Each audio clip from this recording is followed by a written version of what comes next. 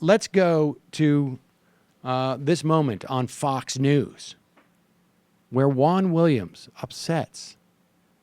It's almost like these guys on the Five, they needed a safe space for like 4 of them. But as in the wake of Aetna announcing that it's going to be dropping out of these exchanges,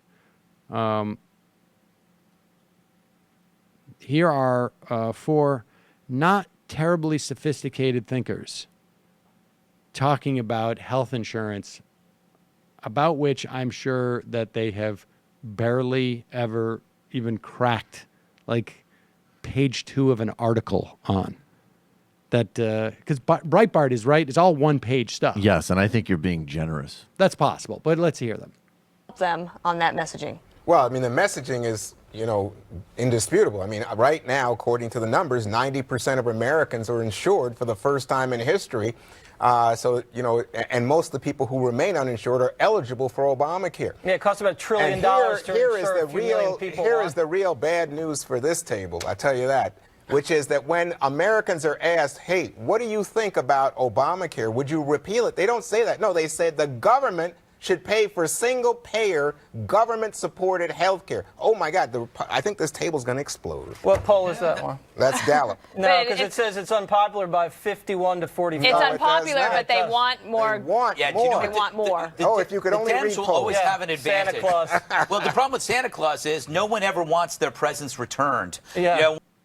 Well, that means the argument is much harder for conservatives and whatnot because people like government services.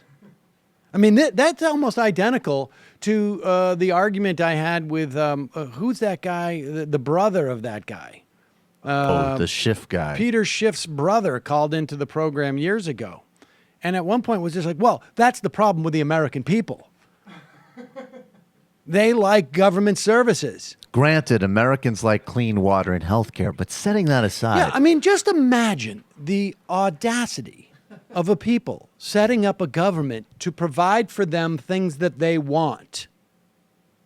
How outrageous could that be? That's the problem with Santa Claus. But here's the difference. Government's real, not fictional. And we're not talking about a shiny new bicycle. We're talking about health care. But you know what? If the American people decided that they think their government should provide for them shiny new bicycles, I don't know that I see a problem with that either. If they're willing to actually fund it. Libtard. I mean, we see bike shares now. Granted, in this city, it's a public-private partnership, but it's on public space. You're goddamn right. That's right. That is ultimately the last refuge from conservatives. Like, Americans are just spoiled by their wanting to have things from government. It was pretty funny. And that's not even presents they already have yet. That's right. You want Santa Claus to come and provide insurance, to provide treatment for your cancer. Santa Claus wants to give your kid an inhaler. Okay, I get it. Yeah. Not really that spectacular. Well, maybe Santa Claus shouldn't come down a chimney that probably has coal particles that probably enhance that kid's asthma. I don't know about that part. Coal particles are a myth. Oh, you don't think you get that? I'm so tired of everybody blaming the Koch brothers for the coal particle myth. Hello, you. I'm Sam Seder. Looking for smart progressive talk that is occasionally amusing?